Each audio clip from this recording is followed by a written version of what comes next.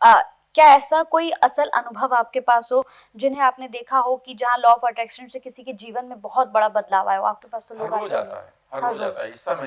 इस समय ये पॉडकास्ट भी हाँ। किसी दर्शक ने मैनिफेस्ट किया है, मैंने और आपने नहीं। ओके। किसी की लाइफ में इस समय कुछ ऐसा चल रहा है जिसकी उसको तलाश है। हाँ।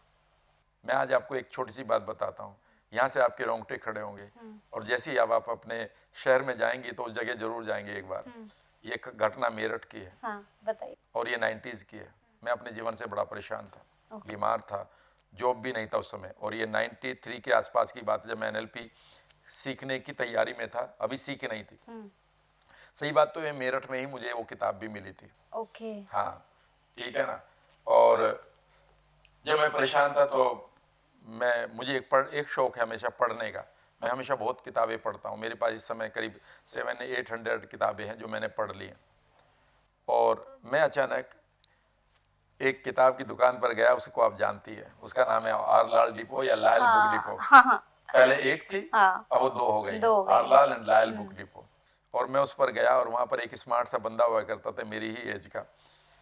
मैंने कहा यार वो सेल्फ हेल्प की कोई किताब की वो कहाँ है आपकी सेल्फ? तो उसने कहा है कि सर उधर रखी है।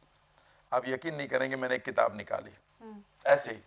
वो किताब मैं छोड़ भी सकता था और मैंने उसे किताब को ऐसे लिया और ऐसे खोला पढ़ने के लिए। आपकी सभी की आदत होती है कि यार क्या लिखा होगा इसमें, ऐसे करते हैं ना। तो मैंने ऐसे खोली और अचानक मेरी आंखें लेफ्ट साइड में नीचे वाले पैराग्राफ पर गई जिसमें सिर्फ 2 लाइन लिखी थी। वहां से वो पैराग्राफ शुरू हुआ था, बाकी राइट में रहा होगा।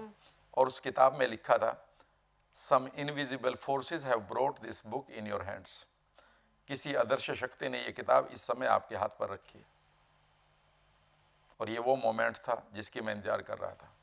पार होने की जो मेरी इच्छा थी लाइफ में, आगे बढ़ने की जो इच्छा थी, उस दलदल से बाहर निकलने की जो इच्छा थी, वो किसी ने सुनी होगी। मेरे माइंड ने मुझे वहाँ गाइड किया। वह किताब मेरे सामने आई, मैंने वही पेज खोला और मैंने कहा सर ये मुझे चाहिए, इसकी कीमत बता दो। एंड मैंने वो खरीद ली and rest becomes history. Okay. याद रखिएगा, जब आप किसी चीज़ को चाहते हैं और इंटेंसिटी के साथ चाहते हैं, ये ब्रह्मांड की जो ऊर्जा है जिसको अद्वैत सिद्धांत कहा गया है, ये इमीडिएटली उसे पूरा करने के लिए at right time with the right people with the right intention आपके लिए इमीडिएटली काम करना शुरू कर देती है। और ये मैं नहीं कह रहा हूँ, ये क्वांटम फिजिक्स का, इसको हम कोलैप्सिंग द वेव कहते हैं। यानी कि आप अपने विचारों से उस इवेंट को कोलैप्स कर रही हो, क्रिएट कर रही हो। ये तो वही बात हो गई कि अगर आप, एक डायलॉग भी है ना कि शिद्दत से अगर आप किसी को चाहो तो ये पूरी कायनात जुट जाती है आपको उससे जी, मिल ये पाने के ओम लिए। शांति ओम का डायलॉग है। हाँ। लेकिन मैं बताऊं, इससे पहले एक बुक आई थी, ये 90s में बुक आई थी, इसका नाम था एल्केमिस्ट। एल्केमिस्ट। और एल्केमिस्ट का ये डायलॉग है जिससे ये पूरा यूनिवर्स, आई मीन पूरे यूनिवर्स में या पूरे वर्ल्ड में ये डायलॉग के लोग दीवाने हो गए थे। सिर्फ ये आपकी तरफ से देर हो रही है, ये यूनिवर्स तो इंतजार कर। मैं आपको एक चीज बताना चाहता हूँ, लो अभी ये बताता हूँ। हमारे देश में एक और दर्शन है जिसका नाम है सांख्य दर्शन। सांख्य दर्शन। सांख्य दर्शन में पता क्या लिखा है? क्या? वहां पर 2 चीजें हैं, एक है प्रकृति और एक है पुरुष। पुरुष का मतलब यहाँ पर मेल नहीं, प्रकृति का मतलब ये नहीं कि ये ग्रीनरी है। हाँ। प्रकृति का हिंदी का मतलब होता है प्रह। प्रह का मतलब है पहले, कृति मीन्स क्रिएशन।